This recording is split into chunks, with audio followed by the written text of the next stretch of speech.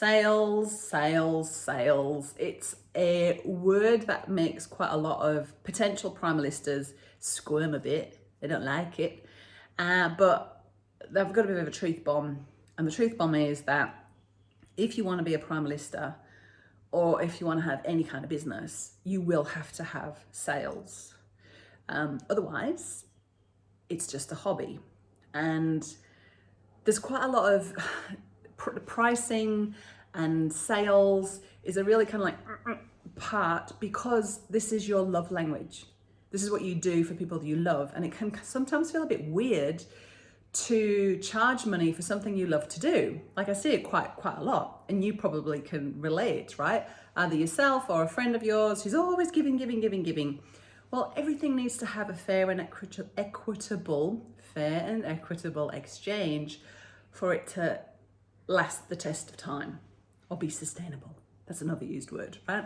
But it needs to be fair and equitable. And one of the gorgeous things about this license is the pricing is already worked out, because I know how easy it is to undercharge because you love doing it and it's good for people.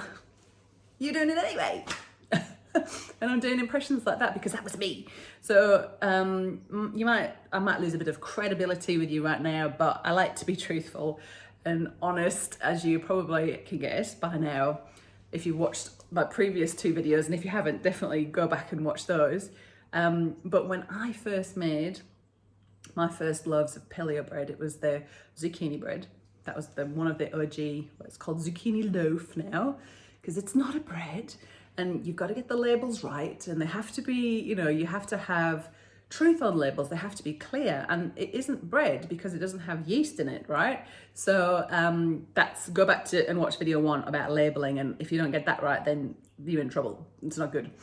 So when I first made the zucchini loaf, I sold it for less than cost price, which means it cost me money to make it. Because I just went, I don't know, about $7.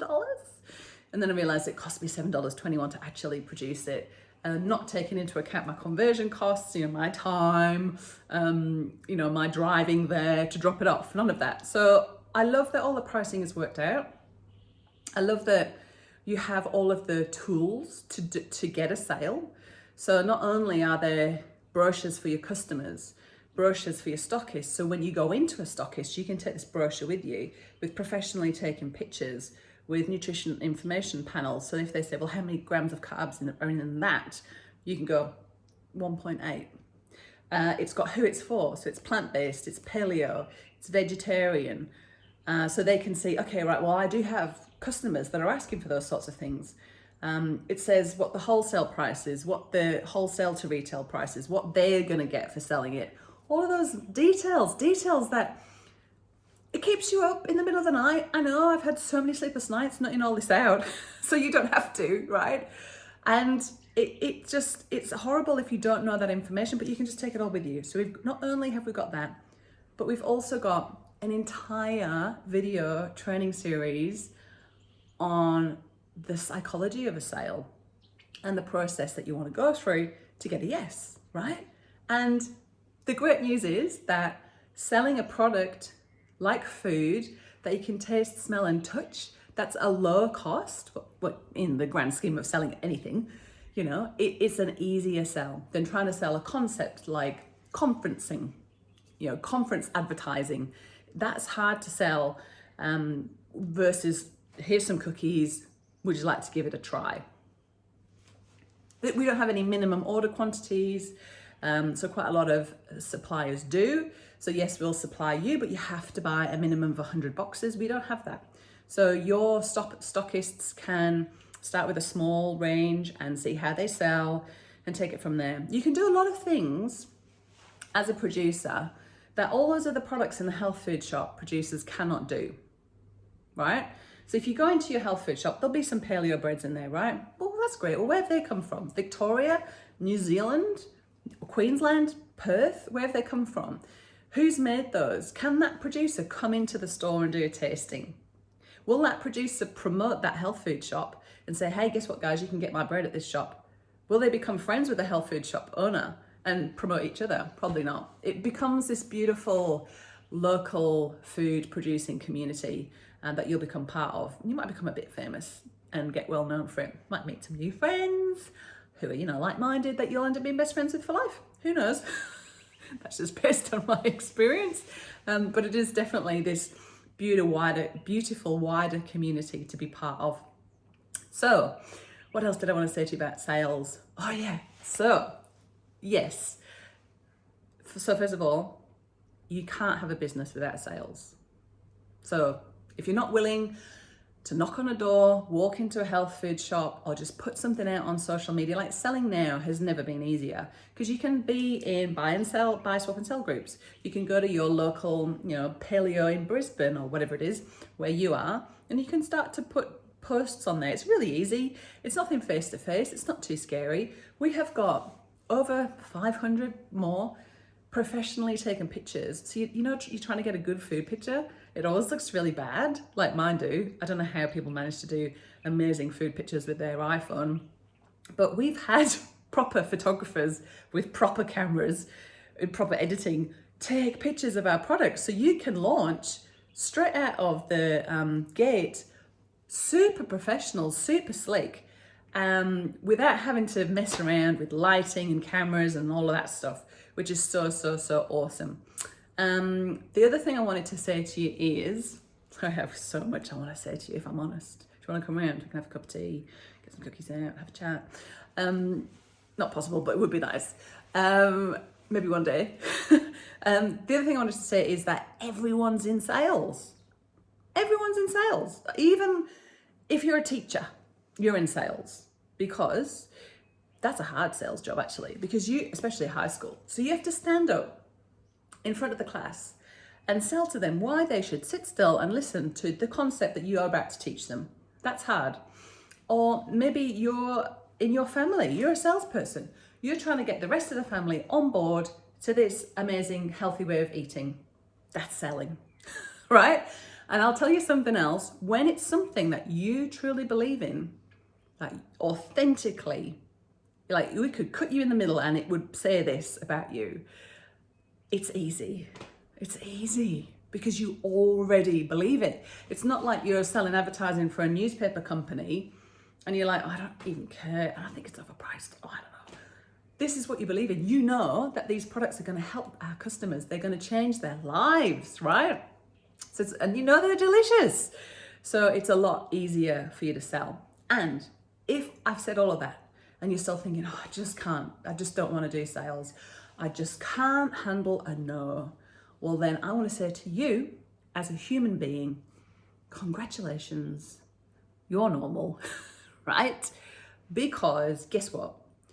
All humans fear rejection. It comes from the amygdala, the most reptilian, primalist part of our brain that's still there, that basically is moving us toward pleasure and away from pain. And it's our survival instinct, right?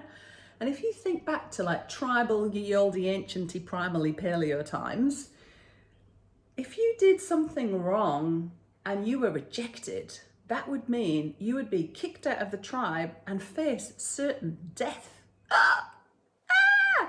So when you get that little, and it's there, it's still there, even though we've evolved and we're not going to die if we upset somebody, and people will say no to you. They will say no. There'll be people that don't like your product.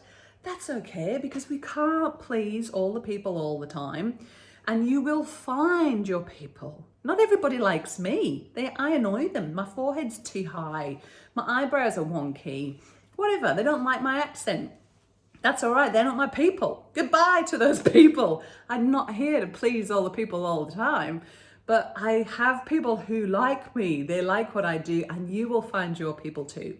And so you'll find your tribe, so to speak. But fearing a no is so normal. It's so normal. But if you don't push past that fear, you're never going to get a yes. And you don't have the yes yet. So technically, you're already living your worst case scenario. So what have you got to lose? Nothing at all. In fact, you have so much to gain, because pushing out of that comfort zone is where the magic happens. Oh my goodness, isn't that true? And I'll be absolutely hand on heart honest with you. Going into a shop now, and I've been in sales all my life, since being a aerobics instructor at the age of 14. That's a sales job. Selling gym memberships, that's a sales job. I used to do Avon. Was an Avon lady when I was like 15. That's a sales job, right? Worked in recruitment, that's a sales job. In that whole time, I still feel nervous about going into a shop and asking for a sale. Why do I feel nervous? Because it really matters to me. It matters to me. It's important. I care about it. Can I live with a no? I can live with a no. Absolutely can live with a no. And pushing through those doubts and fears, like, what if they don't like me? What if she thinks my forehead's too high? What if she thinks my eyebrows are wonky? What if she thinks I'm too fat to be in the health food industry? That was another thing I had. It's a big hang up. I don't care anymore. This is me. Because you can just be you and be amazing and successful, and you can get a sale. You can do it. You can create a business of your dreams. You can keep asking yourself, what's the kind of life I want to create? And you can keep chipping away at it, keep working towards it, like that beautiful masterpiece that you try to create.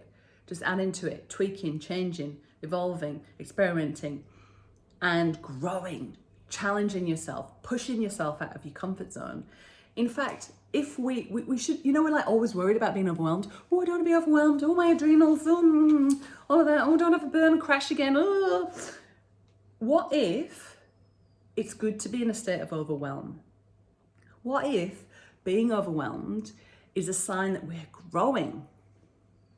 Have a think about that one. I know that that definitely resonates with me. But I hope you're picking up what I'm putting down.